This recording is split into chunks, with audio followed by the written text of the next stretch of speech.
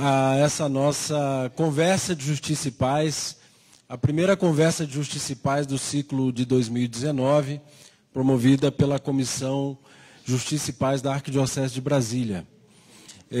Hoje, nós temos como tema, como sempre acontece no começo do ano, na nossa primeira conversa de Justiça e Paz do ano, o tema das políticas públicas, que foi o tema eleito para a campanha da fraternidade desse ano de 2019, cujo lema é "Serás libertado pelo direito e pela justiça". E havíamos convidado para estar conosco nessa noite o doutor Luiz Felipe Lacerda, que é secretário-geral do OLMA, né, Observatório de Justiça Socioambiental, Luciano Mendes de Almeida, né? Mas, lamentavelmente, ele teve um falecimento na família, em Porto Alegre, teve que se deslocar para lá. O sogro faleceu e a notícia nos pegou a todos, a ele próprio de surpresa. E, desde logo, também manifestamos a solidariedade a ele e à família que passa por esse momento difícil, né? Mas a gente também pode contar, graças a Deus, com o apoio de muita gente que domina os temas relativos à justiça e à paz entre nós. E hoje a gente vai ter como expositor o padre Hernani Pinheiro, que é membro da Comissão Justiça e Paz da Arquidiocese, da Comissão Brasileira de Justiça e Paz, foi assessor da CNBB durante muito tempo e é um estudioso também da doutrina social da Igreja e vai hoje conduzir a exposição desse tema das políticas públicas dentro da campanha da fraternidade, para que a nossa reflexão possa se fazer produtiva e sempre franca e sempre livre, assim que essa exposição terminar. Portanto, em 30 minutos, mais ou menos, o padre Hernani fará a exposição e, em seguida, a gente abre a participação do auditório para as suas indagações. Eu queria... eu sou Mauro Noleto, sou o presidente da Comissão Justiça e Paz aqui da Arquidiocese de Brasília e tenho tentado desempenhar essa função também aqui de mediador desses nossos debates aqui nas conversas de Justiça e Paz, sempre nas primeiras segundas-feiras de cada mês, né? Excepcionalmente, por conta do feriado, a gente passou para essa segunda-feira do mês de março, o nosso primeiro programa do ano de 2019. Eu queria também registrar com muito prazer a presença das assessoras da CRB, da Conferência dos Religiosos do Brasil. Cumprimento a irmã Maria Inês, que está aqui conosco, né? E todos vocês que nos prestigiam nessa noite de hoje. Cumprimentar também aqui o colega da comissão, o jornalista Alain Barbosa, que também vai fazer o apoio aqui na mesa, né? E dizer também, já de início, que esse ano a gente tem uma novidade nas atividades da Comissão Justiça e Paz, que é um programa de rádio, que nós estamos produzindo e exibindo sempre aos sábados pela Rádio Nova Aliança, aqui da Arquidiocese de Brasília, com transmissão às 11 horas da manhã, com transmissão também ao vivo na nossa fanpage da Comissão Justiça e Paz no Facebook. O programa é ancorado, né, pelo jornalista Alain Barbosa e participa dele também o nosso colega José Carlos. Convido a todos a entrar na nossa página e também ouvir, participar e interagir conosco nesse outro canal que nós começamos agora a explorar, né, para debater e levar esses debates e essa reflexão sobre os temas de justiça e paz também via rádio, né? Bom, sem cansá-los mais, eu passo a palavra aqui para o nosso expositor, Padre Hernani, por 30 minutos, que vai também se valer aqui de uma exposição de slides, né? Por favor, Padre Hernani.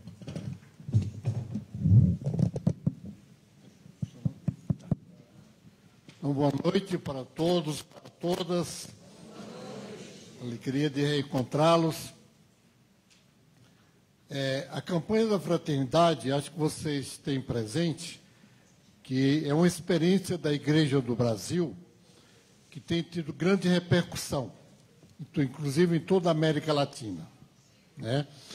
Desde 1964, uma experiência começou em Natal, no Rio Grande do Norte, nos auges tempos do Natal com o SAR, Serviço de Assistência Rural, em que eles começaram a campanha da fraternidade, que a CNBB endossou, e desde esse tempo, a cada ano, com 2 anos de antecedência, é decidido o tema.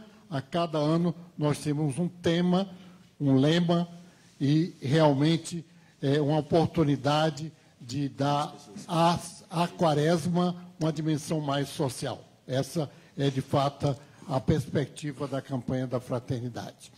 Então, este ano, decidido há 2 anos atrás, nós temos como tema Fraternidade e Políticas Públicas. No lançamento da campanha, lá na sede da CNBB, Dom Leonardo, coordenando os trabalhos, ele trouxe 3 experiências para ser apresentadas de políticas públicas. Aqui eu espero que vocês complementem, porque o que eu vou apresentar é o texto base, né? Agora, seria interessante que, no final, a gente pudesse ter experiências já de políticas públicas para motivar a todos os presentes. Nesse campo, eu sempre me lembro de uma pequena piada de um padre lá do Ceará, que ele foi confessar um camponês e perguntou ao camponês se ele sabia fazer o sinal da cruz. Aí o camponês respondeu: seu padre, até que eu sei as palavras, eu não sei espalar na cara. Eu acho que hoje nós vamos tentar seguir esse esquema. Eu vou dizer as palavras e vamos, em conjunto, ver como espalhar na cara. Tá bem? Então, vou apresentar o texto básico.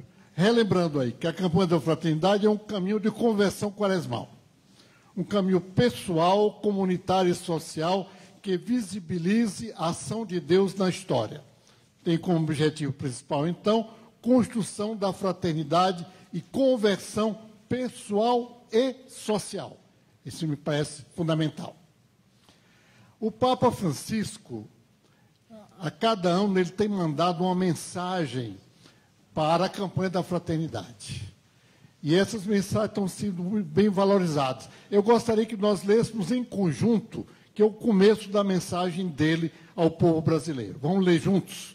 Para inspirar, iluminar e integrar as práticas quaresmais como componentes de um caminho pessoal e comunitário em direção à Páscoa de Cristo. A campanha da fraternidade propõe aos cristãos brasileiros o horizonte das políticas públicas. Muito embora esse segmento por política pública seja primordialmente uma responsabilidade do Estado, cuja finalidade é garantir o bem comum dos cidadãos, todas as pessoas e instituições devem se sentir protagonistas das iniciativas e ações que promovam o conjunto das condições de vida social que permitem aos indivíduos, famílias e associações alcançarem mais plena e facilmente a própria perfeição. eu queria insistir, todas as pessoas e instituições devem se sentir protagonistas das iniciativas e ações que promovem o conjunto das condições da vida social. Me parece que é a chave desse início da reflexão do Papa. Agora, qual é o objetivo, os objetivos das campanhas da fraternidade, normalmente? Despertar a solidariedade nos fiéis e na sociedade em relação a um problema concreto. Como eu falei, desde o começo dos anos 60. Então, já são vários temas concretos. Inclusive, passou por uma fase de temas mais eclesiais e dos anos 70 para cá tem sido temas mais diretamente sociais, que envolve a sociedade brasileira buscando caminhos de solução à luz do Evangelho.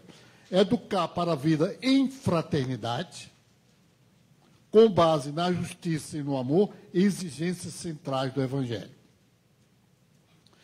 Então, o tema base diz que tem 3 pressupostos. Um tempo de sensibilização capaz de iniciar processos, a conversão do coração que faz sentir como própria a dor do outro, e também desperta o profetismo dos cristãos, traduzir os bons sentimentos em pequenas ações individuais e comunitárias. Nós já estamos sabendo de várias experiências que estão circulando pelo Brasil, já com plano para a campanha da fraternidade, né? É muito interessante. Agora, sem dúvida nenhuma que o fundamento central é a dignidade humana, né? A primeira e mais imediata exigência da dignidade humana é o respeito à vida, levando a ser e conhecer o direito à vida, entendido como um princípio fundamental e anterior aos demais. Significa nascer, viver e morrer com dignidade. Esse, então, é um princípio fundamental. Agora, políticas públicas. O documento apresenta, como definição, veja o texto base aí, número 14, são ações e programas que são desenvolvidos pelo Estado para garantir e colocar em prática direitos que são previstos na Constituição Federal e em outras leis. Uma intervenção em busca da solução de problemas que afligem determinada parcela da sociedade. Já tivemos campanha da fraternidade sobre o negro, sobre a mulher, sobre a educação, sobre saúde, assim por diante. Bom, as políticas públicas, então, será o tema, uma maneira de acordar nossa consciência, muitas vezes adormecida perante o drama da pobreza e de entrar cada vez mais no coração do Evangelho, onde os pobres são os privilegiados da misericórdia divina. Texto base número 10. Texto base número 12 diz o seguinte: tarefa de todo cristão participar na elaboração e concretização de ações que visem melhorar a vida de todas as pessoas. Fazer obra de misericórdia, que, conforme o Papa Francisco, a misericórdia é o princípio central da ética. Então, o objetivo geral, então, vamos ler juntos? Estimular a participação em políticas públicas, à luz da palavra de Deus e da doutrina social da Igreja, para fortalecer a cidadania e o bem comum, sinais de fraternidade. Quais são os objetivos específicos, então? Você vê que eu coloquei em vermelho aí as palavras-chave: conhecer, exigir, despertar, propor. Conhecer as políticas públicas, como são formuladas e aplicadas às políticas estabelecidas pelo Estado brasileiro. Conhecer as políticas estabelecidas pelo Estado brasileiro. Exigir ética na formulação e na concretização das políticas públicas. Despertar a consciência e incentivar a participação de todo cidadão na construção de políticas públicas, seja em âmbito nacional, estadual e municipal. Propor políticas públicas que assegurem os direitos sociais aos mais frágeis e vulneráveis. E ainda mais, trabalhar, promover e suscitar. Trabalhar para que as políticas públicas eficazes de governo se consolidem como política de Estado. Eu acho que isso é fundamental, que faltou muito ultimamente. Promover a formação política dos membros da nossa igreja, especialmente dos jovens, em vista do exercício da cidadania. Vamos ver depois quais são os meios que a igreja está propondo para isso. Suscitar cristãos católicos comprometidos com a política, com o testemunho concreto da fé. Naturalmente, uma perspectiva ecumênica. O lema é um texto do profeta Isaías. O método do texto base é sempre ver, julgar e agir. Aí ele colocou, aí o texto base também coloca ver, iluminar, atuar. Mas, em todo caso, é o método antigo da ação católica, ver, julgar e agir. O lema é um texto do profeta Isaías, que diz: serás libertado pelo direito e pela justiça. O direito e a justiça são qualidades misericordiosas que levam o Senhor a redimir. Justiça, uma das palavras mais repetidas na Bíblia hebraica, embora com diferentes matizes. Então, o julgar, resumindo, seria uma relação entre pessoas e não simplesmente com a lei. A pessoa será justa ou injusta não por cumprir rigorosamente os preceitos em causa, mas por se relacionar justa ou injustamente com outra pessoa. A justiça bíblica é, então, a relação que promove e realiza o sentido da vida humana. Nos profetas, vendo um pouco no Antigo Testamento, o direito do pobre é fundamental. Eu coloquei aí, a pregação dos profetas se fundamenta no respeito do direito dos pobres. Os profetas acentuam não tanto o direito do possuidor, mas sim o direito dos que nada possuem. A justiça não consiste somente na obrigação moral de dar ao outro o que lhe pertence, é também dar algo a quem não possui. E aqui eu gostaria que lêssemos também esse texto do profeta Isaías, que é fundamental na fundamentação do nosso texto base. Ai dos que promovem leis iníquas, dos que elaboram rescritos de opressão, para desapossarem os fracos do seu direito e privar da sua justiça os pobres do meu povo, para despojar as viúvas e saquear os órfãos. Eu acho que é bem atual isso, né?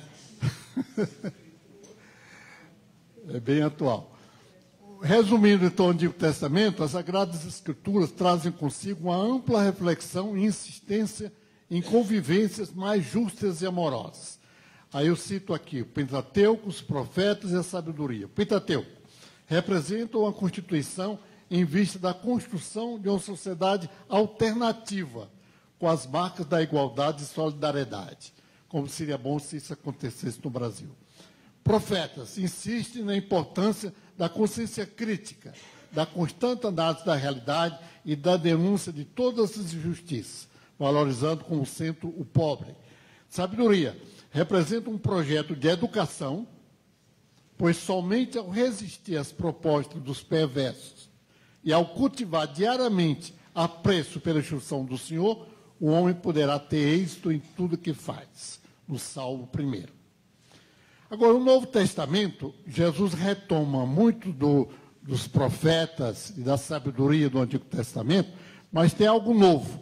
O novo é a perspectiva do reino, o reino de Deus.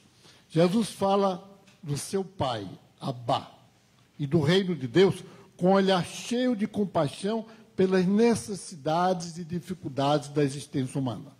Demonstra que no mundo e na criação transparece o rosto de Deus e mostra-nos que Deus está presente nas histórias cotidianas da nossa vida.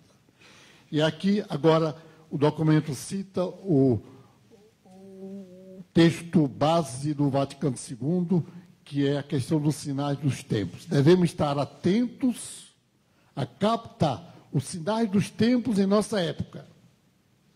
O desejo de autenticidade, o anseio pela transcendência, a sensibilidade pela salvaguarda da criação e comunicar sem temor a resposta oferecida pela fé em Deus. Bom, Jesus valoriza muito a questão do pobre. Diz que das duas prioridades centrais de Jesus Cristo, a perspectiva do reino, são os pecadores e o pobre. No pobre, naturalmente, a questão da fome.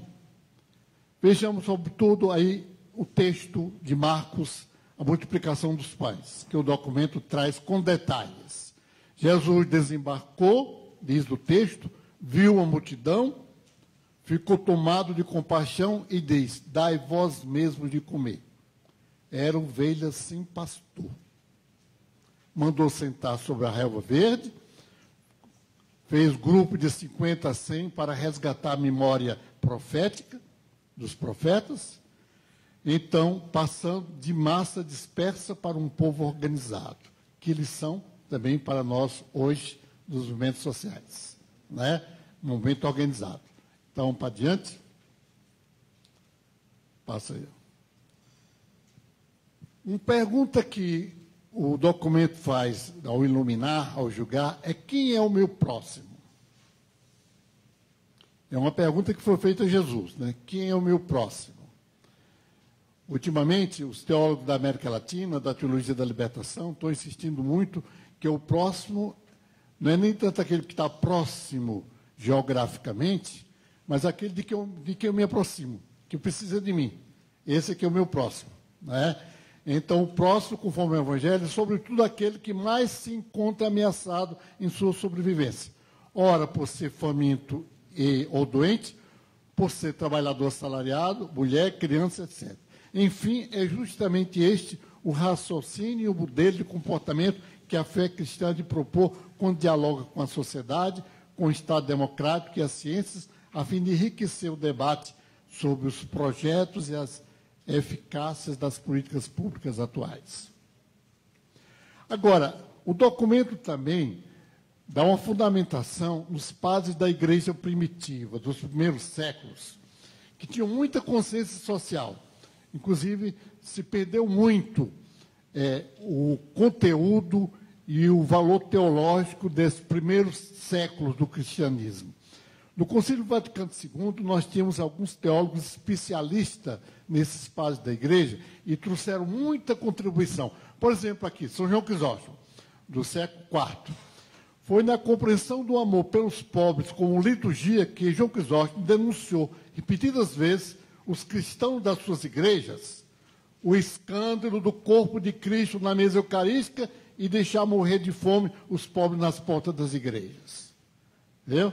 Já no século IV, essa consciência. Então ele diz, hoje a relação entre liturgia e pobreza não pode ser, portanto, nem abandonada, nem muito menos silenciada. Santo Agostinho, ele diz o seguinte, que realmente se preocupar com a justiça é uma maneira de adorar a Deus. Com toda a tua prudência, se esforce para proporcionar o bem comum ao desempenho dos assuntos humanos, dando a cada um conforme lhe pertence. Se tua administração for dotada das virtudes antes mencionadas, então tens como único objetivo preservar as pessoas contra qualquer injustiça e moléstia física. Esta é, então, uma maneira de adorar a Deus. Aliás, aquele santo lá de Lyon também, Irineu de Lyon, ele diz que o homem vivo é que é a glória de Deus. O homem com vitalidade, com condições de vida, é que é a glória de Deus. Do século II, Irineu de Lyon. Então, nesse contexto é que surge a doutrina social da Igreja, que começa praticamente no século XIX, com a encíclica Renovarum, que é das coisas novas, do Papa Leão XIII. Ele inaugura o que convencionou se chamar doutrina social da Igreja. Ele nos convidou a alargar o horizonte do nosso olhar para enxergar a Deus para além dos espaços religiosos. Parece o Papa Francisco. E para encontrá-lo nas coisas novas que estavam acontecendo na sociedade contemporânea. No final do século XIX, da questão em plena mobilização da industrialização, em plena mobilização do marxismo. Então, ele propôs que a igreja tivesse presente no que estava acontecendo na sociedade. Princípio este que deve orientar nosso ser cristão em todos os tempos. O Papa Francisco, então no século já XXI, ele afirmou, exige-se a toda a igreja uma conversão missionária. É preciso que não se contentar com um anúncio puramente teórico e desligado dos problemas reais das pessoas. Papa Francisco, novamente, sonho com a opção missionária capaz de transformar tudo para que os costumes, os estilos, os horários, a linguagem, toda a estrutura eclesial se torne um canal proporcionado mais evangelização do que a atual, que é a autopreservação. Ele diz também, como eu sonho com a igreja pobre e a igreja dos pobres. O Papa tem repetido. E aqui, então, em sintonia com essa caminhada da doutrina social da igreja, que não cabe tentarmos colocar muita história, só relembrando algumas expressões que a Igreja do Brasil vem colocando em prática, a partir da mobilização da sociedade pela CNBB, floresceram. Em primeiro lugar, o Centro de Fé e Política do Helder Câmara, que forma cristãos para a política.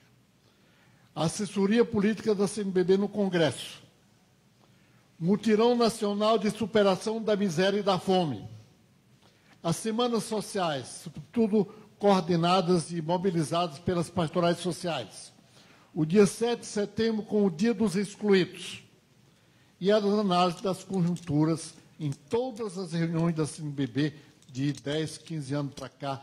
Nós temos análise de conjuntura para que a mensagem seja concreta.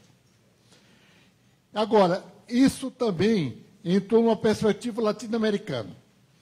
Aqui os bispos, na conferência de Aparecida, a 5ª Conferência Latino-Americana, que foi aqui no Brasil, fazem um compromisso, que eu gostaria também que nós lêssemos em conjunto o compromisso dos bispos, e nós também fizéssemos esse compromisso.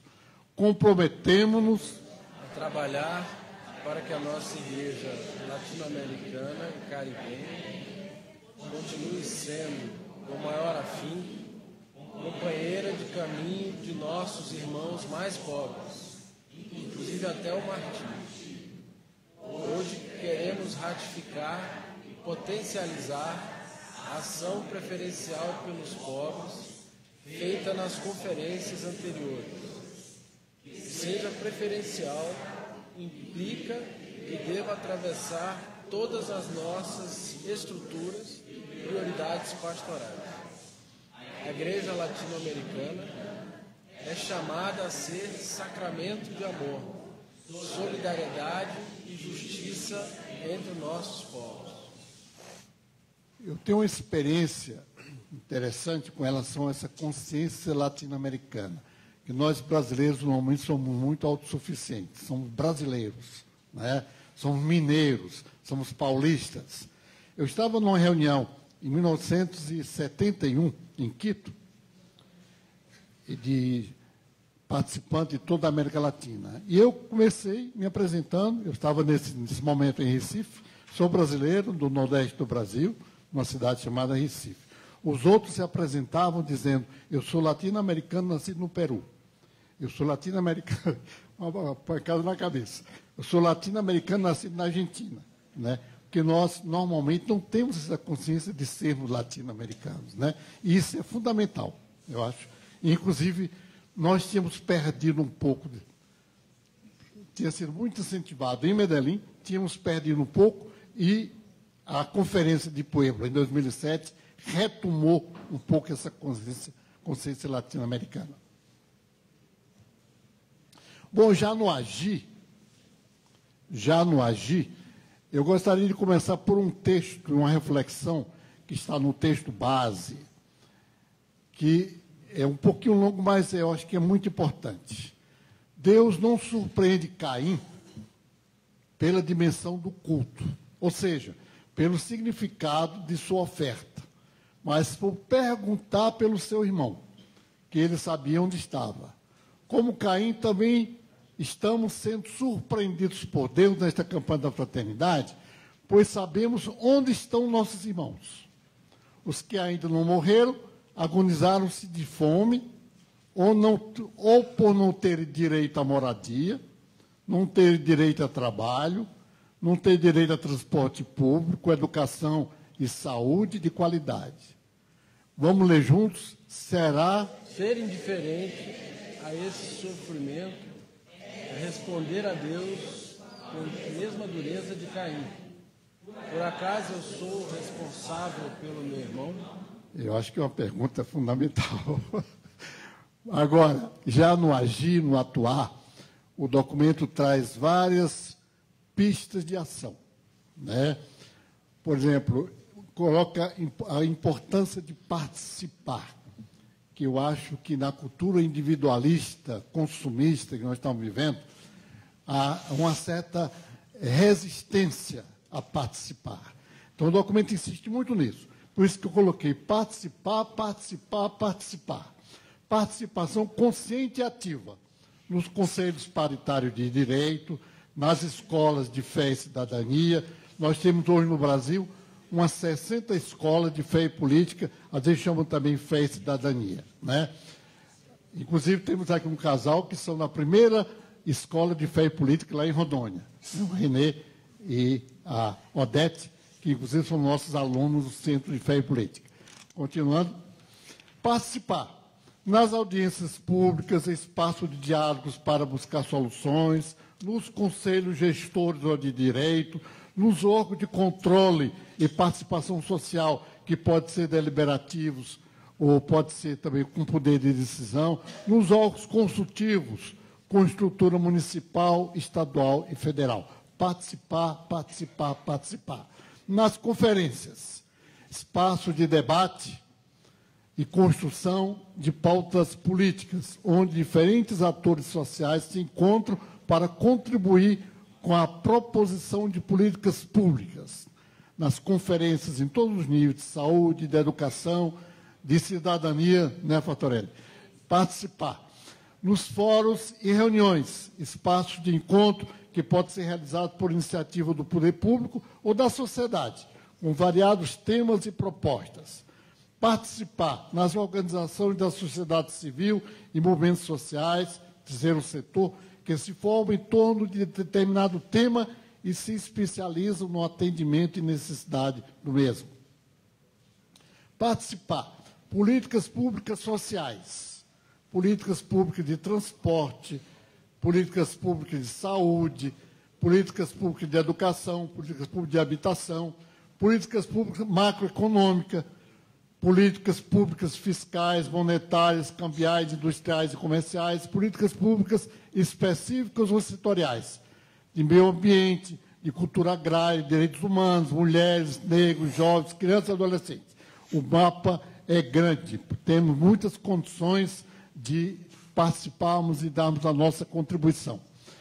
Educar, participar, educar para o humanismo solidário, através de políticas públicas que despertem para a cultura do diálogo, participar, para a globalização da esperança, para a verdadeira inclusão, para as redes de cooperação.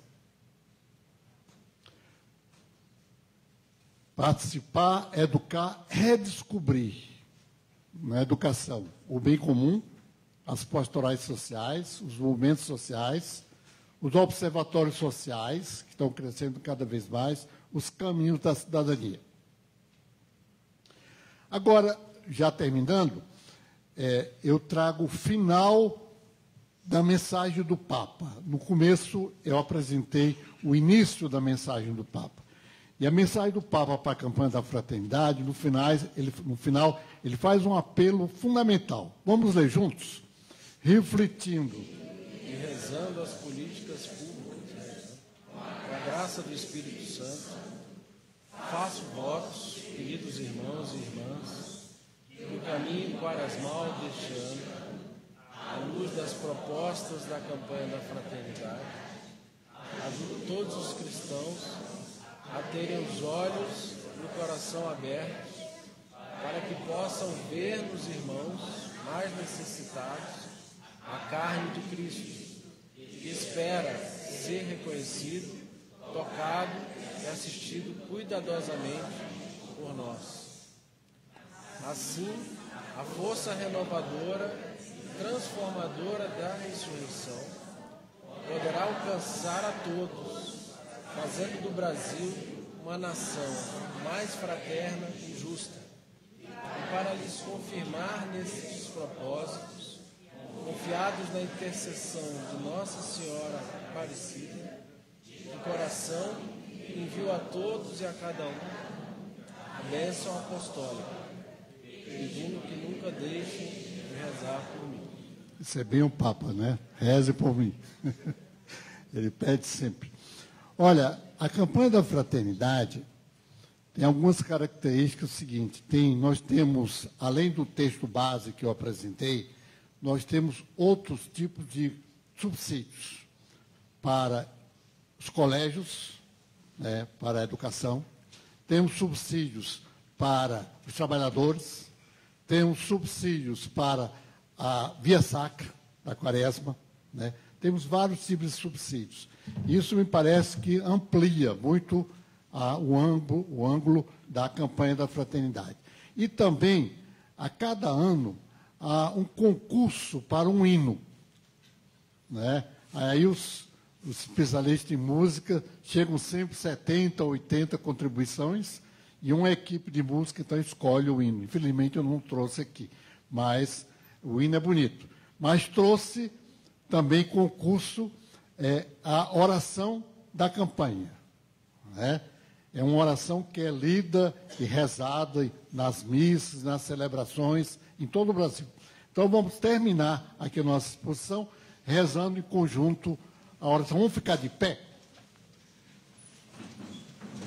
É a oração que está sendo rezada em todo o Brasil, em todas as paróquias.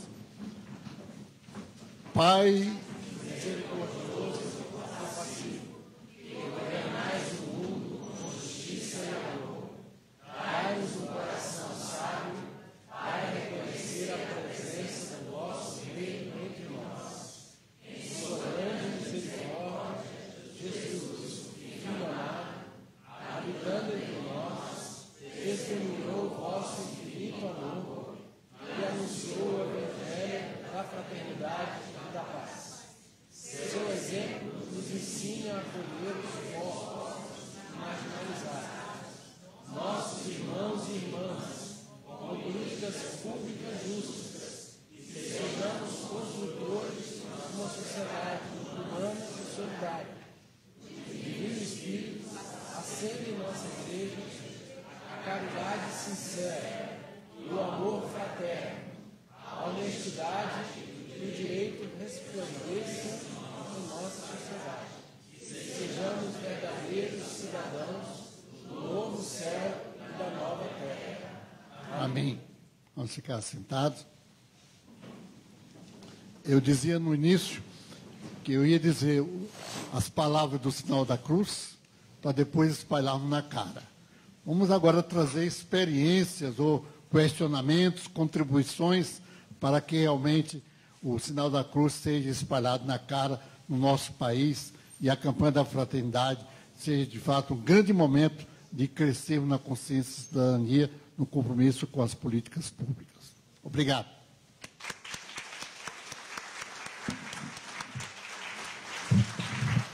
Muito obrigado, Padre Hernani, pela exposição muito didática, né? E nos permite examinar cada um e cada uma, né, os compromissos e as missões que cada um de nós tem diante de si nesse período quaresmal, né, que abrimos agora a campanha da fraternidade. E aqui a comissão, com esse evento, já começa a desempenhar o seu papel, que é estimular essa participação, né? É bom lembrar, Padre Hernani, que o objetivo central, geral da campanha é exatamente estimular a participação em políticas públicas, que são todos aqueles instrumentos, programas, ações do governo, do Estado, para a garantia de direitos. Então, não é algo assim abstrato, né? É algo muito concreto, que depende de uma série de compromissos, ações concretas para que esses direitos sejam efetivamente garantidos na sociedade e ampliados, né, para quem mais precisa deles. E nós estamos vivendo uma conjuntura em que tanto os direitos quanto as políticas estão em debate, né? Nós passamos por um momento de transição política, né, e agora estamos diante de várias propostas que foram colocadas para debate na sociedade brasileira e que envolvem diretamente políticas públicas, né? A questão da previdência social, a questão da seguridade social como um todo, o financiamento da seguridade social, que envolve, além da previdência, a saúde e a assistência social, né? A educação, a segurança pública, a moradia, né? O combate à corrupção, claro, quer dizer, a exigência de ética e transparência na condução dos assuntos públicos, tudo isso envolve ações, programas, leis, normas, né, que, no fim, ou ao fim e ao cabo, buscam garantir direitos. Muitos desses direitos estão previstos, como o próprio documento lembra, na Constituição da República e nas leis do país, mas também em outros atos normativos inferiores, decretos, portarias, atos regulamentares. E é o papel da gente, durante essa campanha da fraternidade, conhecer essas políticas, tomar consciência das políticas, do seu funcionamento e do impacto que elas têm na melhoria das condições de vida da sociedade pela garantia de direitos, né?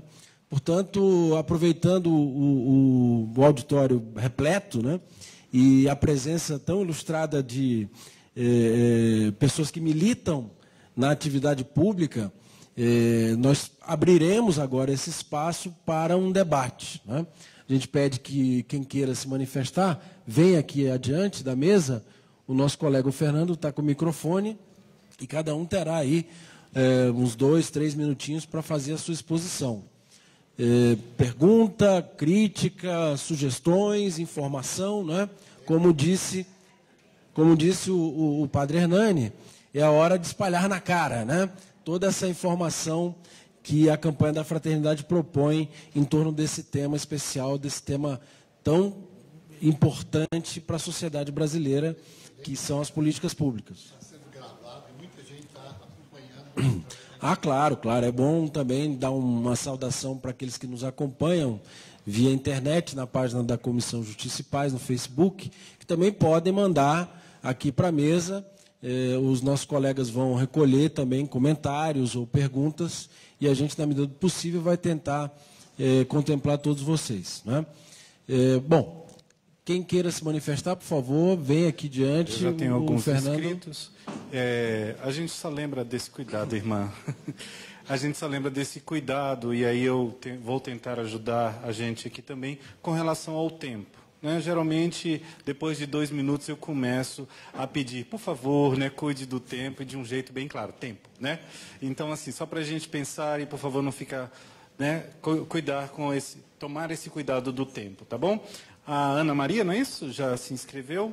Aí a gente sempre pede o cuidadinho também de mesa e também o pessoal que está assistindo no Facebook, tá bom? 2 minutinhos. Então, eu sou Ana Maria, sou moradora do Gama. Atualmente estou conselheira tutelar na nossa cidade, lá no Gama, há 9 anos. Esse é meu último ano de mandato. Mas, assim, fico muito preocupada ainda com esse falso ufanismo que a gente tem. Infelizmente, me deixa muito indignada, muito preocupada, até mesmo no nosso ambiente, às vezes, religioso. Porque as leis estão aí. A Constituição Federal ela é clara no artigo 5º que todos temos direitos iguais. O Estatuto da Criança e do Adolescente diz que essa criança é a prioridade absoluta de direito e ela tem direitos iguais. O Estatuto do Idoso diz a mesma coisa, que esse idoso tem direitos iguais. Então, assim, como é que temos direitos iguais se na capital do país, crianças e adolescentes, principalmente da zona rural, ano passado eu fiz essa denúncia numa atividade aqui, que crianças e adolescentes estavam reprovando por falta do transporte escolar. Esse ano, mal iniciou o ano, tem criança que está fora da escola porque não tem transporte escolar. É vergonhoso. E nós, infelizmente, vendo todos os dias meninos nos lixões, meninos nos semáforos, meninos fazendo e acontecendo, principalmente na questão da criminalidade, na questão do ato infracional. E às vezes pergunto para mim mesma, o que somos? Que países somos? Como é que é isso? A gente chega em casa, deita, dorme, estou falando de mim mesmo. Chego, deito, durmo, às vezes me alimento, mas alimento do próprio lixo que a gente, da nossa moral, que às vezes a gente prega tanto, e prega até mesmo enquanto católicos, que sou católica apostólica romana, desde que nasci. E sou hoje por convicção, porque eu acredito nessa igreja, e acredito como o Papa Francisco disse, que Papa Francisco disse que os comunistas eles estão aí pegando a nossa bandeira, né? Então, esse medo do comunismo, e Papa Francisco vem com essas ideias, com um lado muito humano, e que eu vou ser sincera, como me deu um gás na igreja. O Papa Francisco me deu um gás e me deu essa vontade de correr atrás e de fazer essa luta. Então, que todos tente levar isso para a sua comunidade mesmo, nessa campanha da fraternidade. Obrigado. Chico Pereira.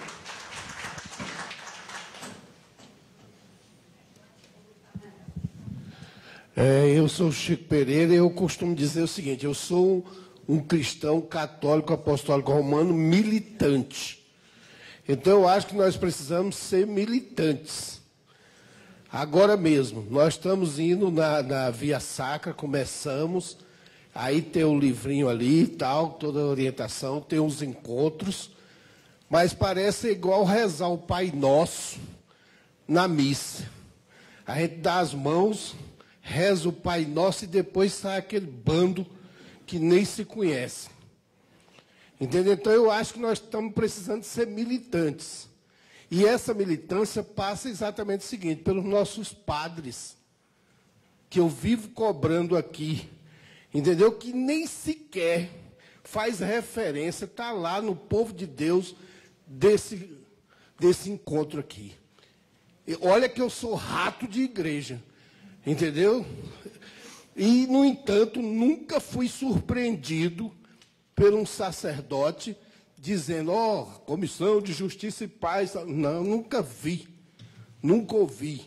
Então, eu acho que nós temos... que bênção de Deus. Pois é.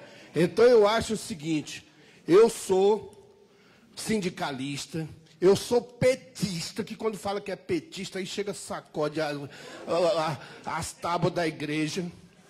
Pois eu sou petista, sindicalista, entendeu? E católico, temente a Deus. Sou da Escola de Evangelização Santo André, sou vicentino. Então não venha dizer que eu estou escamoteando, não. É preciso não ser covarde, porque Jesus não foi. Entende? Então é isso, é essa inspiração que nós temos que buscar em nós.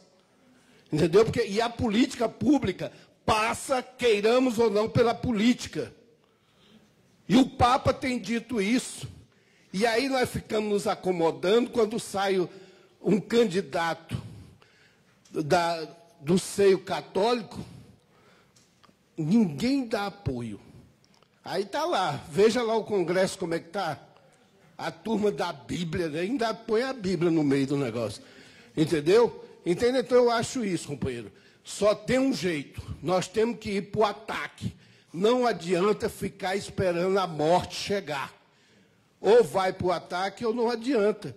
Porque a gente fica vendo essa tortura. Agora as escolas, os meninos têm que andar marchando. E ninguém diz nada. E os pais sendo ludibriados, achando que agora o filho está numa escola militar. Ele não está numa escola militar. Entendeu? E olha que eu não tenho alergia militar, não. Eu vou até para o desfile de 7 de setembro. Entendeu? Então é isso. Obrigado, Chico. Teixeirinha.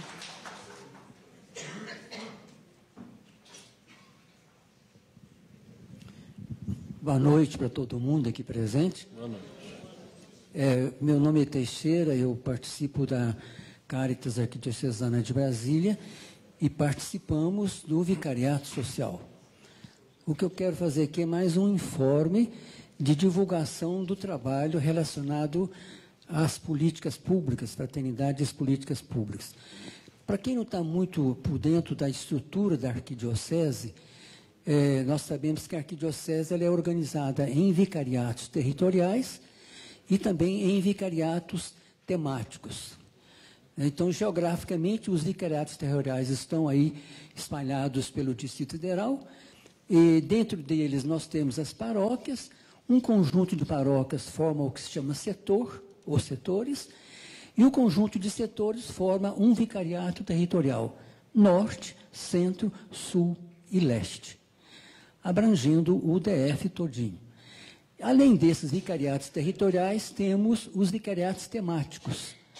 O vicariato social é um deles, um vicariato temático. E o outro vicariato temático é aquele vicariato que trabalha, que cuida o diaconato permanente da arquidiocese. As pastorais sociais estão todas situadas no vicariato social, porque o trabalho é fundamentalmente a questão social nessa perspectiva que o Padre Hernando colocou, né, o trabalho das pastorais sociais.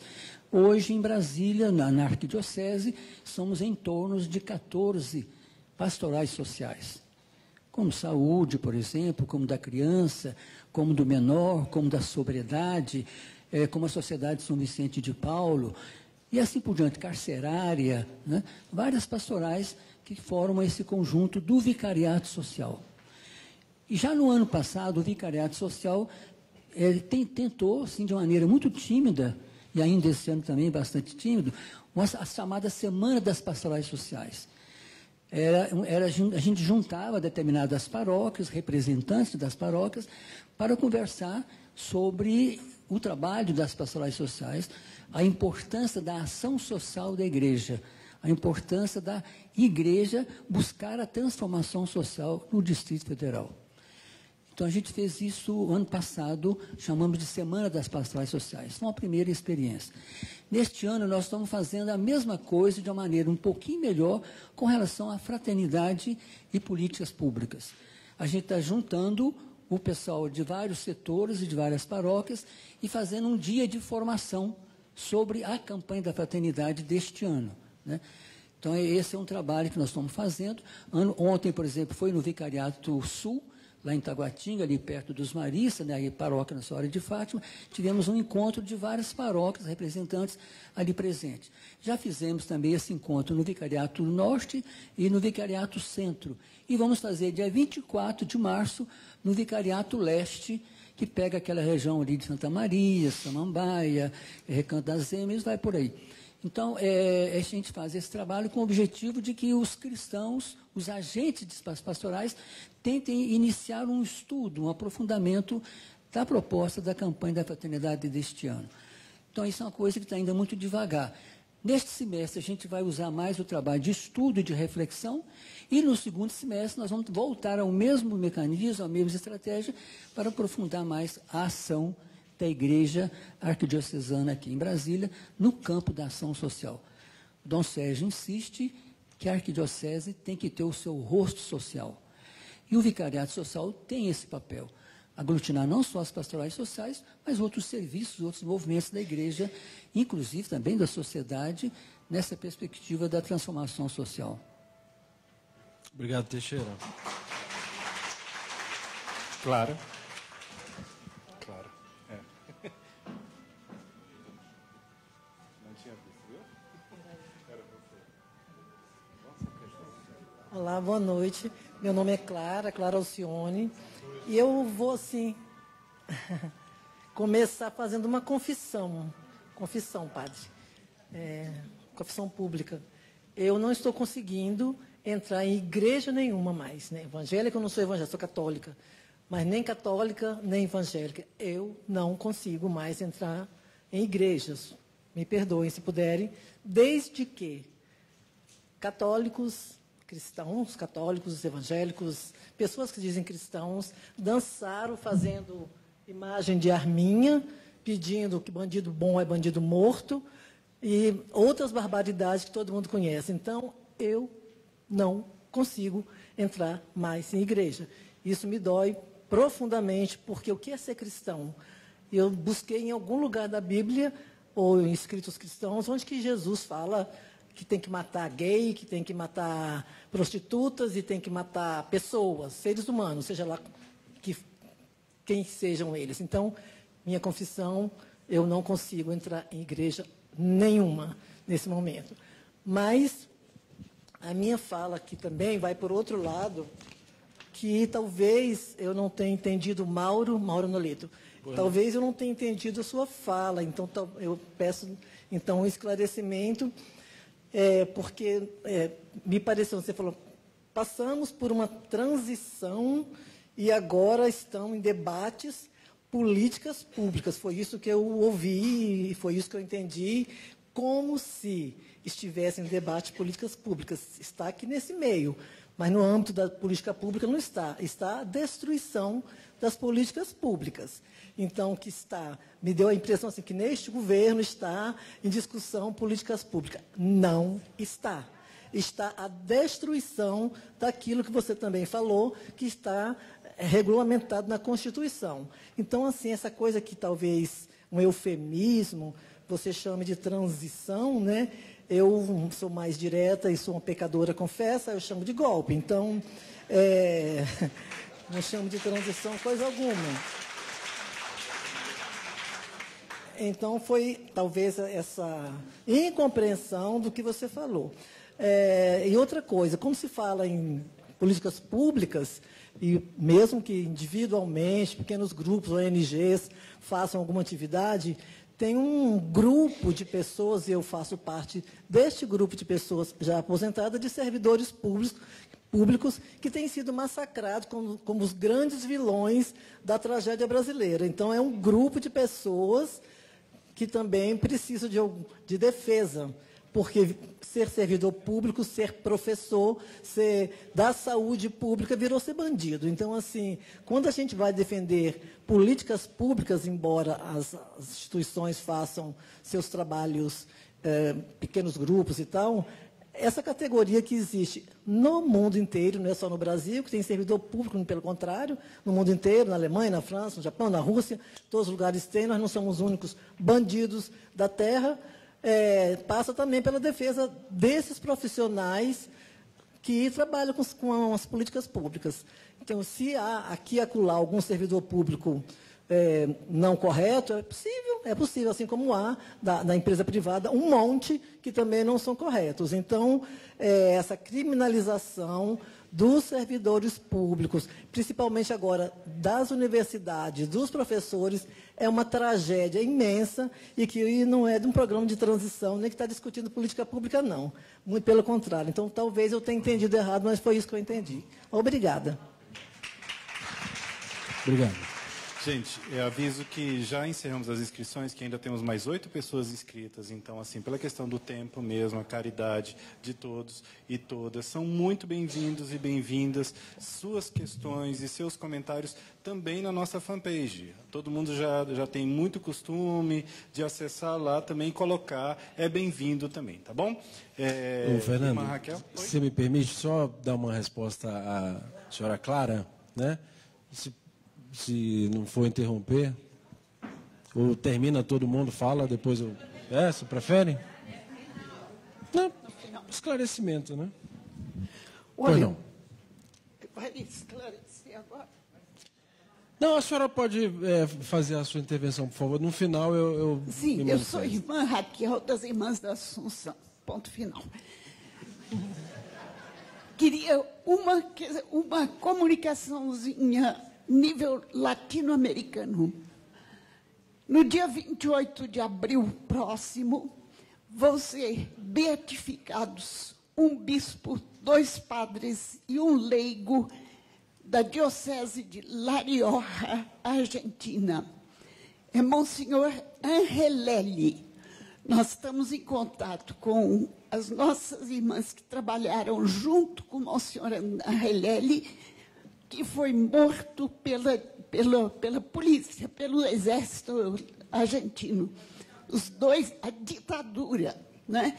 Eu sinto muito pouca divulgação no Brasil. E eu acho que seria o momento da gente contar para o povo que houve isso. E os 2 padres foram presos e torturados e mortos. E o leigo, pai de família, também, porque era militante. Bom, segunda parte é uma pergunta mesmo, como entrar no concreto. E eu queria entrar no concreto de um concretinho, que é como a gente pode se informar e participar das audiências públicas. Talvez tenha algumas de maior interesse que a gente precisaria divulgar e convocar. Eu não sei como ficar sabendo disso. Que meios a gente tem para conseguir saber qual é o dia, qual é a hora que a gente tem que estar lá? Muito obrigado. Lúcia Fatorelli. Ok, muito grata. Boa noite a todas e todos. Parabenizo aí a organização dessa oportunidade, desse debate. Agradeço Padre Hernani pelas palavras, pelos ensinamentos de sempre. Eu sou Maria Lúcia Fatorelli, eu coordeno a Auditoria Cidadã da Dívida, uma entidade sem fins lucrativos. Fazemos um trabalho voluntário, investigando o nó que amarra o Brasil, que é essa chamada dívida pública. Depois eu vou distribuir esse folheto para vocês, eu trouxe. É o gráfico do orçamento da União. Todo ano, quase a metade do orçamento federal é destinado aos gastos financeiros da dívida pública. Essa dívida nunca passou por uma auditoria, como manda a Constituição. Tem vários mecanismos. No trabalho da auditoria cidadã, nós já descobrimos vários mecanismos que criam dívida pública. Aqui, em 2 minutos, dá tempo de eu comentar rapidamente só um deles, que é um escândalo. É o dinheiro que sobra no caixa dos bancos, que os bancos deveriam estar emprestando para a indústria, para o comércio, para expandir seus negócios. O Banco Central aceita o depósito desse dinheiro todo e paga o maior juro do mundo para os bancos. Qual o resultado disso? Quando a indústria precisa de empréstimo, ela chega no banco, a taxa de juro é mais de 200% ao ano. No cheque especial, chega a mais de 400%, vocês sabem disso. Qual o negócio que pode ser viabilizado com essa taxa de juro? Fica tudo amarrado. Por isso que as empresas brasileiras quebraram. Porque esse depósito ultrapassa, minha gente. Desde 2016, esse depósito, esse volume de dinheiro que está esterilizado lá no Banco Central, ultrapassa R$1 trilhão. Vocês imaginem o que esse dinheiro ia fazer irrigando a nossa economia. Então, a economia brasileira está amarrada por conta de... Eu só falei muito resumido desse mecanismo, que ainda custou muito dinheiro, porque o Banco Central remunera esse dinheiro para os bancos. Essa remuneração custou, nos últimos 10 anos, 753 bilhões de reais, segundo balanços do Banco Central. Eu fiz essa introdução para dizer o seguinte: estamos em momento de uma destruição do maior programa social que existe no Brasil. Logo no início tinha uma transcrição do Isaías, se você puder localizar. Não. É uma que está bem no início. É uma das primeiras telas. Não, pode passando. Vai. Não, já foi. Não, quer ver? É mais adiante. É uma frase que a gente... Isaías é esse. Não. Essa daí, ó. Esse ensinamento que o senhor trouxe hoje, Padre Hernani, que nos ilumina, né? Olha lá. Ai dos que promovem leis iníquas, dos que elaboram restritos de opressão para desapossarem os fracos do direito, privar da justiça os pobres do meu povo, despojar a viúva e saquear os órfãos. Isso aí é sinônimo de PEC 6 de 2019. Isso aqui está presente hoje. E tem um outro versículo que o Isaías disse o seguinte: meu povo está sendo destruído porque lhe faltou conhecimento. Não tem? Oséias. É Oséias. Meu povo está sendo destruído porque lhe faltou conhecimento. Então, os jornais não dão espaço para movimentos como o nosso. E vários outros. Não dão. Só fala lá no jornal a posição do mercado. A Previdência Social é o maior programa que existe no Brasil de distribuição de renda. E olha que o Brasil ainda é o país mais injusto do mundo. Com a Previdência. Sem a Previdência vai ser o quê?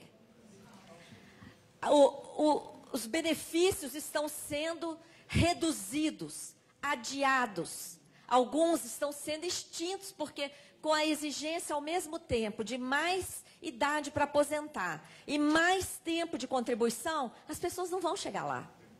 Então, corresponde aí à extinção. Não dá tempo de falar aqui sobre tudo que está na Previdência, mas eu queria fazer uma reivindicação de que o tema da Previdência entrasse com mais força, porque é muito grave essa proposta.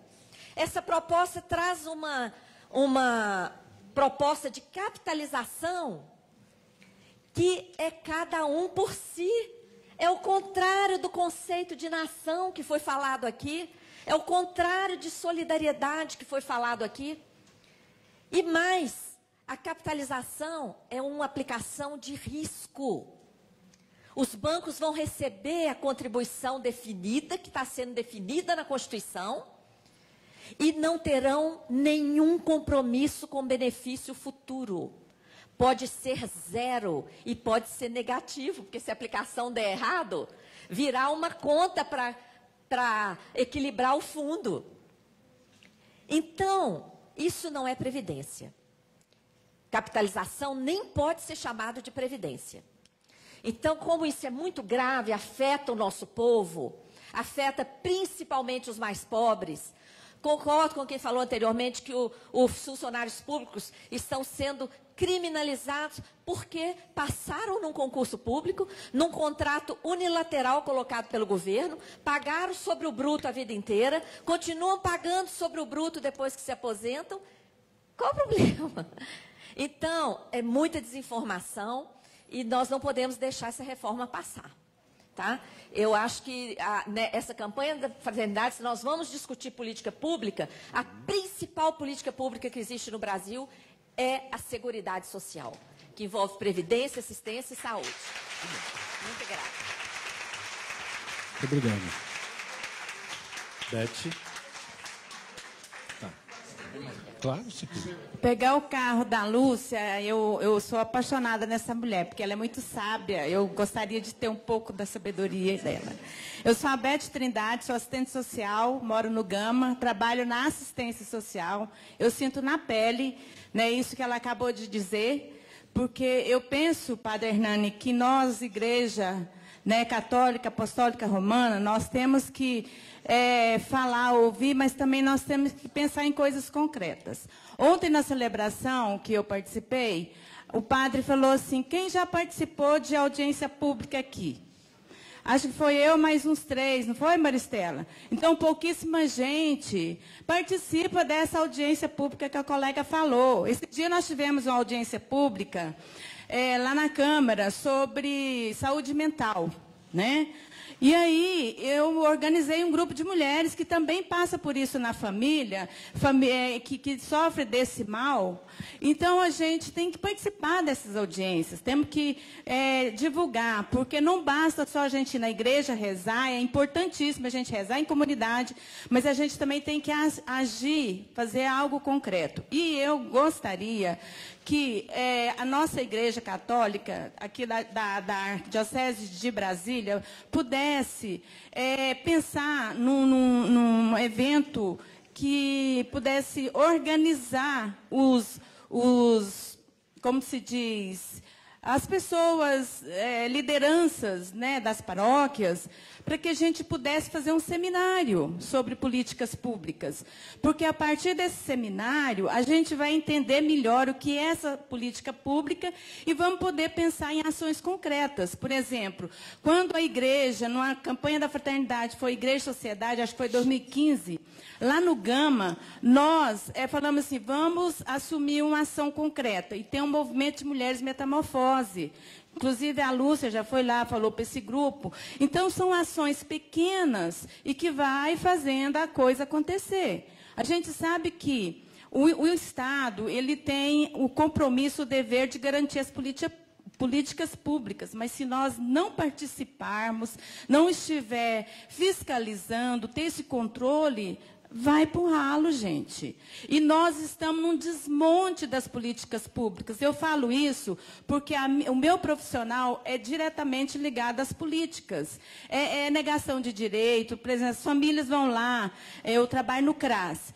Solicitar o benefício atrasa, o governo está diminuindo verba, e nossa política, o SUAS, é lei. Desde 2011 ela virou lei. Só que está um desmonte de todos os benefícios. E esse Bolsa Família, gente, ele é um benefício que ajuda aquela família que não tem condições, está desempregada, principalmente mulheres, mães, chefe de família. Entendeu? O marido, com licença da palavra, deixa ela engravida ela, sai para o mundo, e quem fica com o filho é a mãe.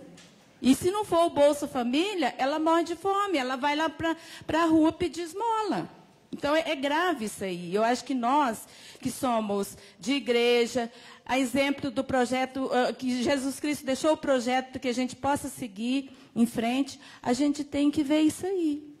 Não só a parte pessoal, mas também a social. Muito obrigada. Obrigado. Rosângela, depois da Rosângela, Manuel Pedroso. Aí, se puder ficar por aqui, Manuel. Boa noite. Eu sou Rosângela, eu sou do Movimento de Mulheres Camponesas e estava junto naquele encontro em 2015 em Roma com o tema teto, trabalho e trabalho e terra, né? Terra, pô, Movimento de Mulheres, né? Mas enfim, é muita coisa e para a gente foi uma importante aquela participação da gente e também de trabalhar toda a discussão ambiental, a questão dos transgênicos, enfim, né, e dos direitos, de fato, do nosso povo do campo. E aí, já foi dito aqui, mas para nós do campo, por exemplo, essa reforma da Previdência, conforme está colocado, especialmente as mulheres, é uma atrocidade, né? E me preocupa muito, e eu sei, Padre Hernani, do peso que tem uma palavra da Igreja Católica. Há 2 anos, quando o Temer colocou aquela reforma, eu fui uma das que fazia greve de fome, e que a gente tentava lá com Maia e ele não atendia. Dom Sérgio foi lá, imediatamente ele foi e suspendeu a reforma. Então, assim, a gente precisa ser mais incisivo. Acho que o poder da igreja... Eu acho que, às vezes, inclusive, eu senti, assim, Dom Sérgio um pouco, né? Tem que ser mais ousado, tem que ser mais categórico, tem que ser mais firme nas palavras da Bíblia e de Jesus mesmo. Não pode retroceder. E a gente está vendo um desmonte da nossa Constituição e de direitos que a gente lutou a vida inteira. Eu lutei a vida inteira. Eu estou fazendo um curso de Direito pelo Pronera, lá na Universidade Federal do Goiás, que está quase extinto. Todos os programas de educação pelo Pronera. Então, para nós do campo, o que está sobrando? Então, assim, enquanto mulher, enquanto feminista, a outra coisa que me preocupa muito é a onda do feminicídio. E essa coisa de só nem ter livre o armamento, mas já dizer que pode. Então, assim, a atrocidade para cima de nós, mulheres, indígenas, negros, povo de terreiro, está enorme, gente. A gente está muito desesperado. E eu venho aqui, enquanto dirigente do movimento, para dizer, nós temos que ser militante além da quaresma. Nós temos que brigar pelos nossos direitos, inclusive pela Constituição, e que não mexa. Se não mexer, já está bom. Já achei que já fizeram. Vamos manter e vamos brigar para ter mais. Muito bem. Manuel Pedroso, depois Odete. Eu sou o Manuel Pedroso, sou militar. O que eu vou falar aqui é o seguinte. A gente recordar o passado diz que é sofrer 2 vezes. Diz que o futuro só a Deus pertence. Aí, na verdade, a gente vive o presente. Mas a gente pode analisar o passado para tentar planejar o futuro. Aí, o que eu vejo na propaganda do governo agora? Ele fala o seguinte, que a despesa com a Previdência Social está muito alta, que o governo não vai ter dinheiro para investir mais em nada. Aí, também, eu não sei se é um mal nosso, a gente não tem, brasileiro não tem costume de fazer poupança. Boa parte dos investimentos aqui no país é feito por capital externo. Aí, com relação ao futuro, eu vejo coisas boas e ruins. Boas, querendo ou não, vai forçar as pessoas a economizar, para poder pensar no futuro, para ter uma vida melhor. Agora, as coisas ruins que eu vejo. Aí, as ruins que eu vejo é o seguinte,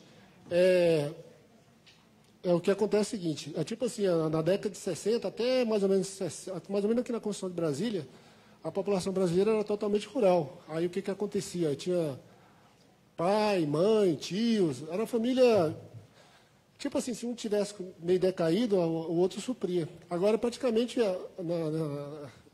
na cidade aqui, Citadino, né, é só mulher, marido e os filhos. E aí, essa Previdência Social, que é muito importante, ela não pode quebrar nunca, porque é a Seguridade Social que vai manter a gente. Aí, o que eu queria dizer? O seguinte, o que eu preocupo com o futuro? Eu acho que com essa reforma que o governo vai fazer, na minha visão, vai ter poupança, vai gerar mais emprego, vai ter mais emprego para as pessoas. Agora, a parte ruim que eu vejo é que as políticas públicas têm que funcionar. Por quê? As pessoas vão ter menos dinheiro, aí não vai ter... Se a saúde não funcionar, ruim. Se o transporte público não funcionar, ruim. Quer dizer, as pessoas vão ter menos dinheiro, então, mais do que nunca, o Estado tem que funcionar. E aí que eu fico pensando aqui com relação ao nosso país, o que me preocupa é o seguinte, cada governo que entra, independente se é de direita ou se é de esquerda, tem ideias mirabolantes. Fala que vai melhorar, vai fazer isso, só que não melhora nada. O que eu sugeria é o seguinte, que cada um que tivesse política de Estado, independente se o governo é de direita ou de esquerda, que o governo ele é provisório, a gente elege, daqui a pouco vem outro. É que tivesse política de Estado que realmente que acontecesse isso, que fizesse essas políticas para ajudar a população. Inclusive, Padre Carlos, Padre Carlos mesmo? Aqui é do padre lá na minha paróquia, desculpe. Assim, não é uma sugestão. Isso, ainda mais que eu tenho muito tempo desse negócio da fraternidade, desde o começo. Assim, uma pergunta que eu vou fazer para o senhor. Será que todo cidadão brasileiro que quiser ser político, deveria ser custeado mesmo, esse cara ser pago para estudar, para ser político e depois entrar na política, para preocupar com os cidadãos. Obrigado. Odete.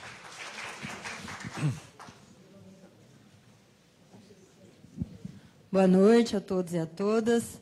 Meu nome é Odete e nós somos da Diocese de Ji-Paraná, Rondônia, onde ocorreu a primeira escola de fé e política a nível de Brasil com Dom Antônio Possamay.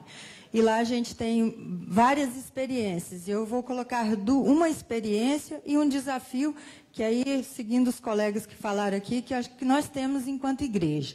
Lá a gente tem o programa de ouça, discute, veja, ouça e discute a política, né? Que é implementado pela escola e que leva esse espaço de debate para a sociedade, para a comunidade de maneira geral, e aí incentiva a participação nas audiências, nas conferências, né? Então, sempre tem representantes desses grupos nesses espaços.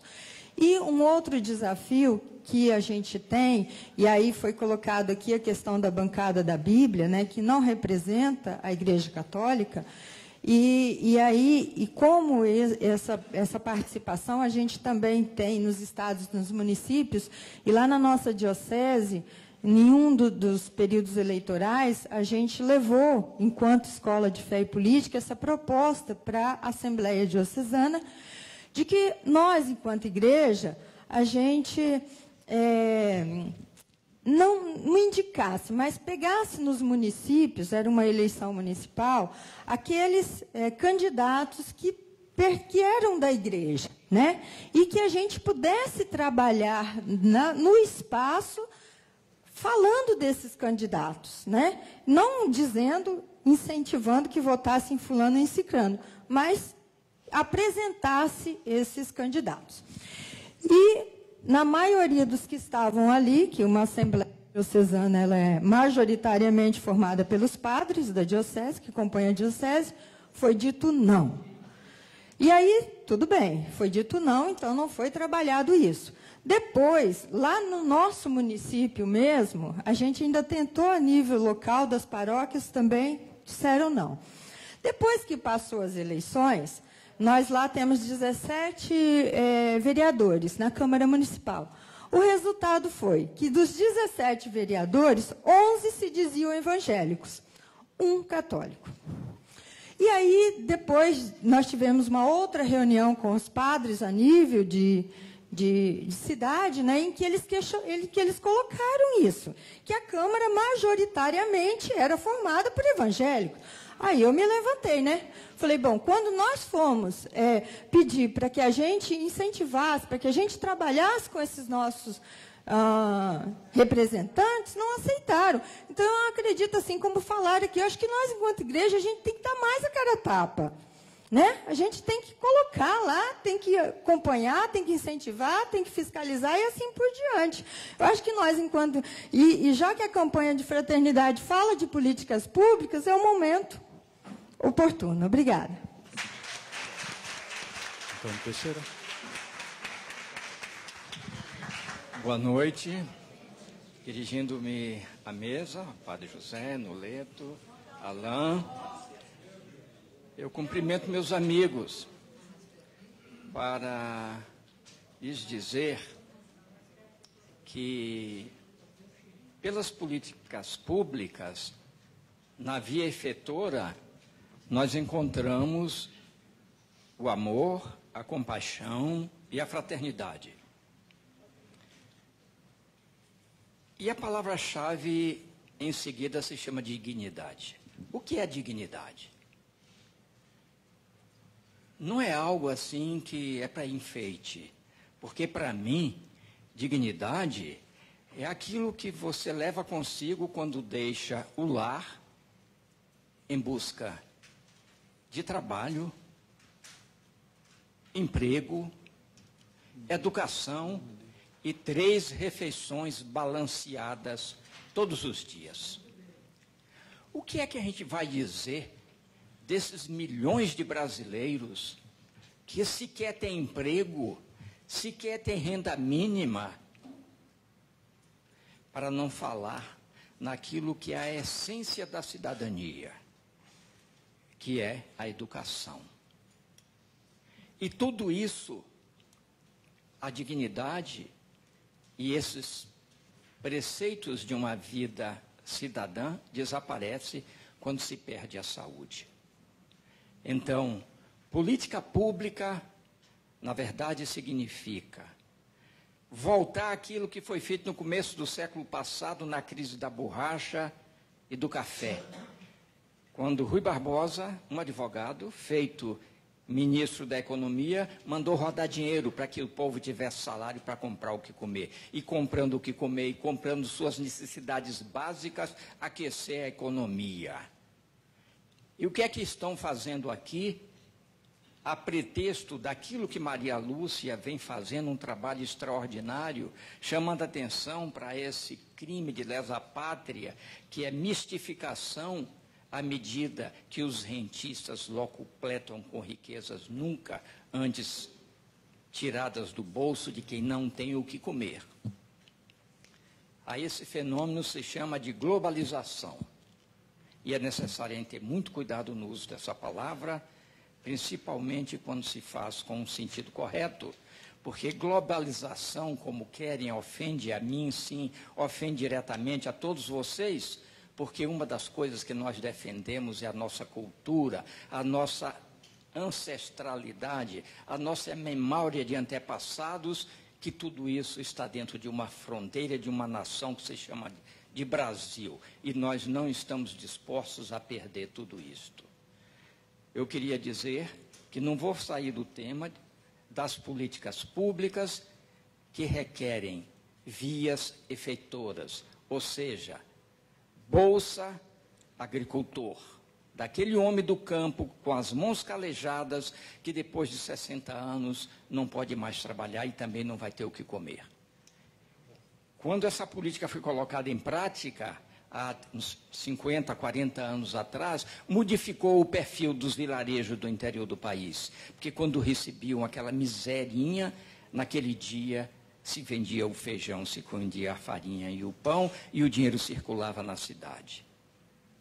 É como se nós estivéssemos trabalhando com um logaritmo de potenciação de base 10. Aquilo que significaria R$1.000 quando circula no dia, no fim do dia, já passou pelo menos 10 mãos, significa R$10.000. E coloque isso no orçamento de uma cidade de interior. É isso que está faltando. Por quê? Porque não se pode, de maneira nenhuma, fazer aquilo que impingiram na nossa mente de que dar esmola, por exemplo, Bolsa Família e Bolsa Escola é prejudicial. Isso é crime, isso é criminoso. E o que é que acontece? Parece que nós fomos anestesiados. Eu vi isso muito claramente no 13 de junho, porque eu nunca deixei de ir a uma passeata aqui na cidade quando a causa é paz e é liberdade. Eu sempre irei lutar pela paz e pelo bem comum. E por que teria medo de falar do bem comum? Se é isso que nós queremos, se é isso que a gente acha que tem um coração destinado à compaixão. Então, eu queria dizer que está faltando realmente aquilo que Chico falou. Faltou militância desde 13 de junho, quando aqueles que se achavam já sacralizados no poder se esqueceram de que tinha rua para ocupar. E se esqueceram também de uma autocrítica que até hoje não foi feita. Uma autocrítica precisa ser feita, porque se teve o cuidado de pensar que não se criminaliza a CNPJ. Quem pode sofrer as agruras das penalidades da lei é CPF. E fizeram, durante esses últimos 6 anos, a demonização de uma sigla. E a inteligência desse país, e os fóruns que deviam discutir disso, tudo desistiu de pensar. Nós precisamos voltar às ruas. Diácono Francisco.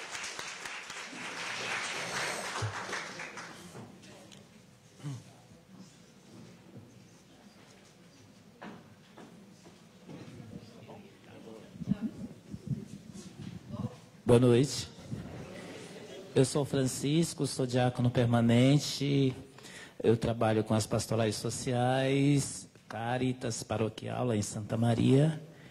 E esse meu irmão Paulo, ele é do Ágape lá em Santa Maria.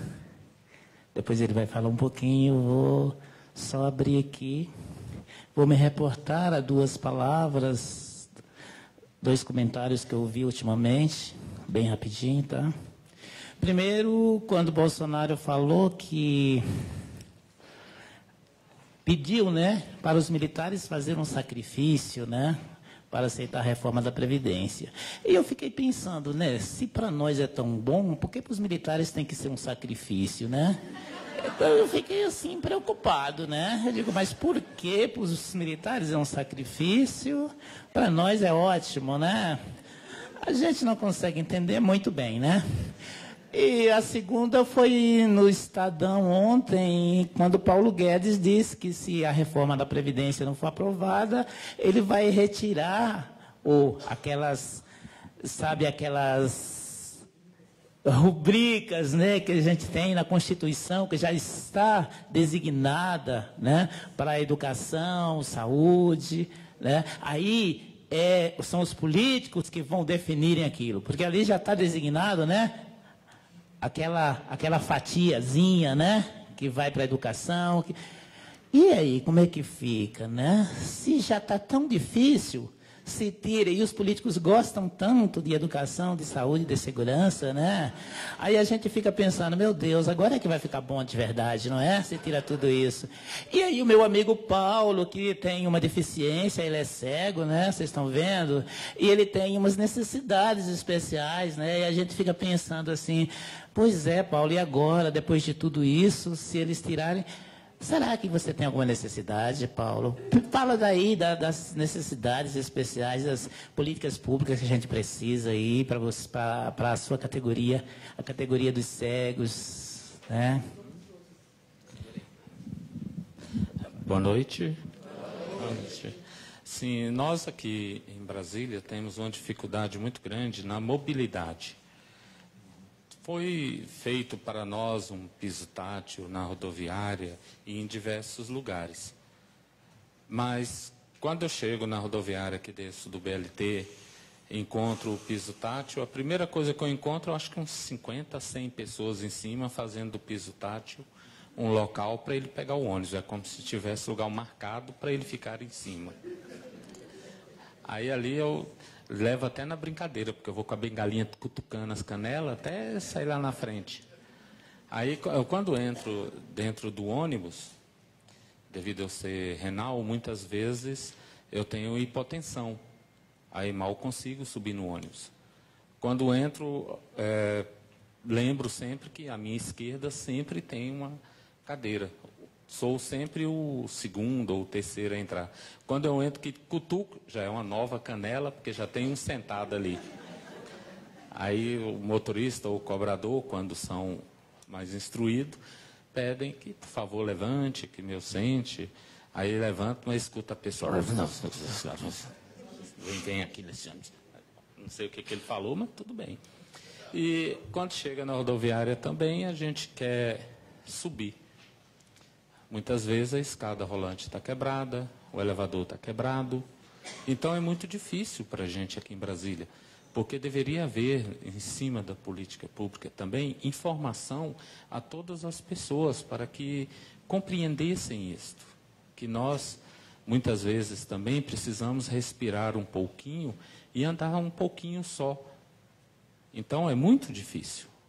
Porque além das pessoas estar ali, é sempre Deus também coloca um anjinho para ajudar. Mas o anjo, às vezes, está um pouquinho mal informado, que leva a gente até para o lugar errado. Aí fica muito complicado. Ok? Obrigado.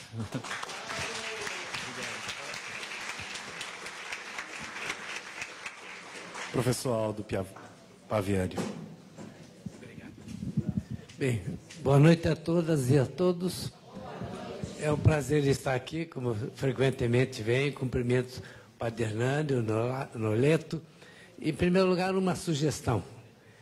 Acredito que tenha um nexo muito grande de políticas públicas com o que Maria Lúcia Fatorelli nos falou. Eu deixo uma sugestão à mesa que a convoquem para, ou digo, convidem para que ela nos coloque com mais tempo isso que ela põe, resumidamente, nesse folder que ela distribuiu. Uma segunda coisa, eu quero me solidarizar com Clara, que falou que não está indo à igreja. Eu quase não vou mais também, porque aonde eu vou, eu sei tudo sobre o que aconteceu no Rio Jordão, o que aconteceu naquelas comunidades de Israel de 2000 anos atrás, mas nenhuma referência ao que aconteceu com as barragens que se foram. Então, uma política pública que se diz política devia dar segurança, devia dar cobertura para aqueles que sofreram o que o lucro extrai desse país. E onde é que vai esse lucro? Quem que fica? Quem que fica com o gado que é vendido para o exterior? Qual é o dano que fazem sobre a Amazônia, que agora está liberada? Inclusive, dizem que a cada poucas horas um agrotóxico é colocado, proibido no exterior e aqui é permitido. Então, acho que a política pública precisa de, como aqueles 20 centavos que levaram milhões para a rua, né, 20 centavos, né, para a mobilidade, né, que o nosso companheiro falou aí. É claro que precisa, né, reduzir os custos para operar e trabalhar. Mas aquilo, hoje você tem milhões de motivos para ir para a rua para dizer basta com essas coisas, não é? O que a soja nos faz? O que paga imposto quando é exportada, alimenta brasileiro, alimenta o pessoal da Pôr do Sol, Sol Nascente. Então, quer dizer, eu acho que a política pública tem que olhar esse aspecto, não é? Então, e isso, um poder grande, Clara, cadê a Clara? Eu acho que tem o púlpito, né, ou que é hoje, né, o microfone de um pároco, né, de um sacerdote que orienta a população, não mais, claro, pode dizer, olha, Cristo foi um grande socialista, ele distribuía o pão, distribuía o peixe, né? Ninguém lá era poderoso para ter coisas, tudo era distribuído. Aquele cristianismo que agora o Papa Francisco nos traz, e olha que o Papa Francisco é argentino, não é? Então, aliás, a Argentina nos ganha de 2-0. Tem um nobre da paz que nós não temos e tem o Papa. Então, eu acho que nós temos que trabalhar mais. Não é? Eu acho que, pegando um gancho aí com o meu colega muito querido Teixeira, nós temos um problema sério na política pública desse país, quando se ignora, por exemplo, que ele não citou, mas no governo Temer, o salário mínimo seria 1.006, 2008, desculpe, já vou acabar. Olha, era um dinheirinho, não é?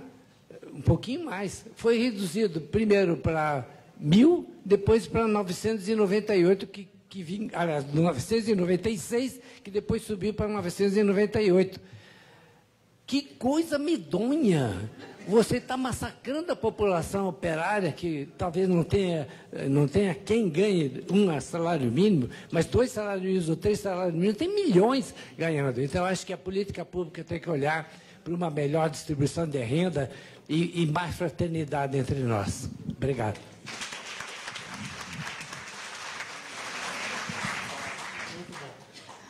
Registrar a participação de uma internauta, Régia Rezende. Ela não fala de que município ela é, mas ela alerta que etapas municipais da 16ª Conferência Nacional de Saúde estão acontecendo. Ela fala que o tema Deixando a Democracia e Saúde, com 3 eixos temáticos. O primeiro é saúde como direito, o segundo, consolidação do SUS, e o terceiro, financiamento do SUS. Ótimo. Muito bem. Bom, foram muitas intervenções e contribuições, e eu queria agradecer imensamente a todos que já se dispõem aqui a participar conosco e ajudar nessa reflexão, né? A gente não tem a pretensão de ensinar propriamente a militância, nem a luta de cada um, nem o envolvimento, nem o compromisso que cada um traz em si, traz no seu próprio coração, e forma a sua própria consciência. O nosso trabalho aqui é proporcionar esse ambiente de debate franco, aberto e democrático, né? Em sintonia, obviamente, com a doutrina social da Igreja e com o compromisso maior da Comissão Justiça e Paz da Arquidiocese, que é a defesa dos direitos e da dignidade da pessoa humana, né? Então, quando eu me referi na introdução, e aí eu queria falar em resposta à provocação, a crítica que a senhora Clara fez, eu não... Acho que ela... está ali. Em relação ao momento que a gente vive, um momento de transição, eu não estou dizendo que é uma transição para melhor. Jamais. E, Clara, se você observar o trabalho que a comissão tem feito ao longo dos últimos anos, por exemplo, todas as conversas de Justiça e Paz que a gente realizou nos últimos 2 anos, em que houve uma pressão violenta para reformar as políticas da Seguridade Social no país, você vai constatar a nossa posição firme e contrária a essas reformas que foram propostas. Tanto a reforma trabalhista, que acabou passando, quanto a reforma da Previdência, que se adiou, vamos dizer assim, para esse momento que a gente vive. A gente vive, sim, um momento gravíssimo no país, no meu modo de ver, e eu creio que eu compartilho com a maioria dos senhores e senhoras essa preocupação com o momento que a gente vive, né? Mas temos que debater, discutir e efetivamente participar, né? A lembrança do Chico Pereira, a gente precisa militar, precisa ir para a rua, precisa dialogar, precisa buscar o convencimento, né? Porque, de fato, eu concordo com você, com muitos que colocaram aqui a sua posição. Se essas mudanças todas que estão sendo propostas forem adiante e tiverem êxito, nós vamos viver um período dramático na sociedade brasileira, do ponto de vista daqueles que mais precisam, que são aqueles, hoje, alvo das políticas de assistência, de saúde, de trabalho, de previdência, as políticas ambientais, os direitos tradicionais das populações indígenas, das populações quilombolas, o direito à cidade. É bom lembrar que nós realizamos nesse auditório aqui, com a presença de Dom Sérgio, o encontro da Arquidiocese com os movimentos sociais. E o tema é exatamente esse, os 3 T's propostos como síntese da luta pelos direitos sociais pelo Papa Francisco, que se reuniu 3 vezes com representantes do mundo inteiro e chamou a atenção do mundo inteiro para a defesa prioritária dos direitos à terra, ao trabalho e à moradia, ao teto, não é? Então, a Comissão Justiça e Paz de Brasília tem esse compromisso. Nós não abrimos mão de fazer a defesa dos direitos fundamentais, porque entendemos que isso é realizar a missão da gente, de nos colocar em defesa dos direitos humanos da pessoa e da dignidade da pessoa humana, né? Mas queremos sempre abrir um espaço democrático, em que haja espaço para muitas visões, né?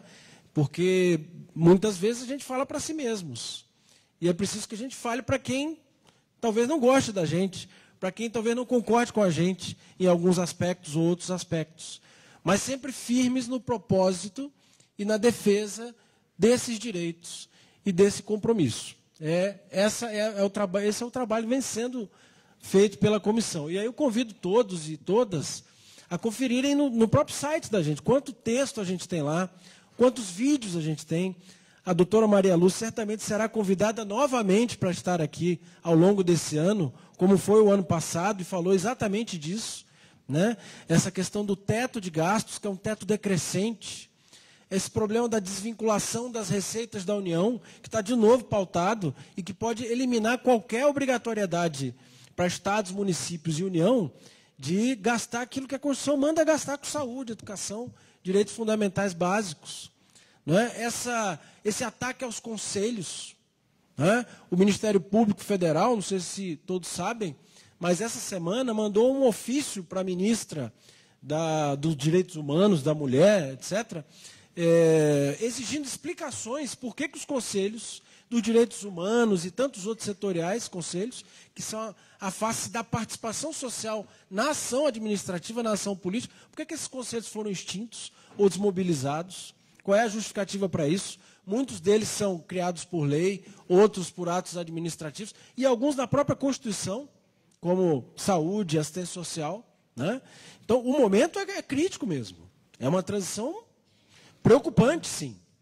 Concordo contigo, né? E creio que esse ano o desafio da comissão vai ser pautar tudo isso, certo?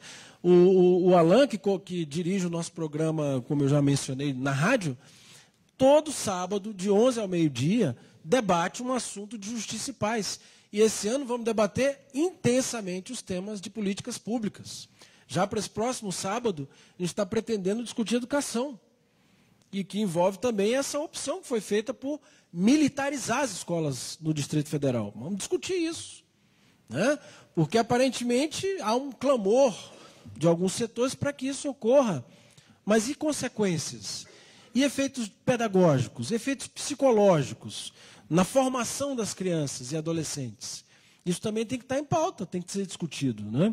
Sempre, de novo, tendo em conta a missão que a gente desempenha e o compromisso que a gente tem com os direitos humanos. Isso a gente não abre mão.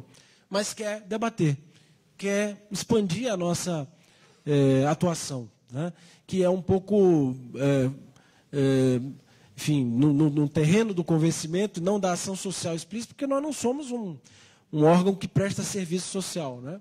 Mas dentro daquilo que nos cabe, nós tentaremos e estamos firmes no propósito de ser um pouco mais, uma voz a mais, vamos dizer assim, nesse debate que a sociedade vai ter que fazer. Porque não adianta dizer a reforma da Previdência deve ser feita agora, senão quebra, senão não gera emprego. Mas e que outras consequências? E até que ponto esse tipo de propaganda que tem sido feita é real, ou é parcialmente falso, ou é totalmente falso? Nós precisamos de informação e de aptidão e tranquilidade para debater. E mais do que isso, participação social. Todos nós temos o dever de nos envolver como cristãos, como cidadãos, nos assuntos que dizem respeito à nossa casa comum, ao bem comum, né? Que, segundo o Papa, né, que tem falado tantas vezes, é uma forma sublime de caridade. A política que se interessa e que atua em prol do bem comum. Então, peço desculpas por ter me adiantado, por ter avançado um pouquinho nessa explicação, mas eu creio que fazia sentido e agradeço pela compreensão dos senhores. Eu passo aqui ao Padre Hernani para fazer suas considerações também finais e nos dar a bênção final desse nosso encontro. Por favor, Padre. Bom.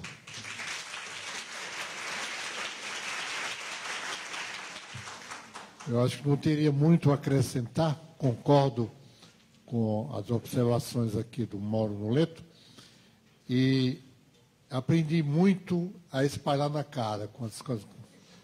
com as considerações que vocês fizeram aqui. Eu achei muito boas, muito ricas, né? Eu acho que é exatamente esse o objetivo dos nossos encontros, né? É colocar iluminação, mas ver como colocar na prática. A irmã falou como entrar no concreto. Foi exatamente o que foi sugerido aqui. E gostei também quando alguém falou que o Papa Francisco me deu gás para lutar, né? Eu acho que é importante a gente ter encontros como esse também, dão gás para lutar, né? Então, nessa perspectiva, é que nós saímos muito enriquecidos, todos nós, desse nosso encontro. Obrigado.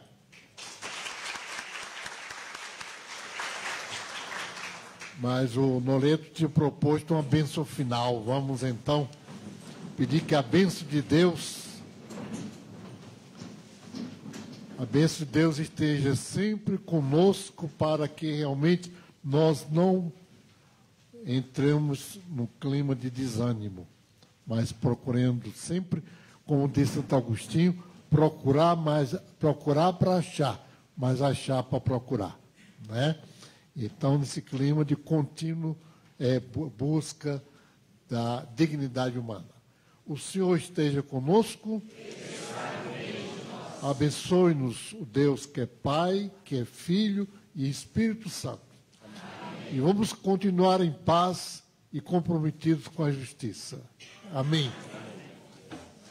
Obrigado.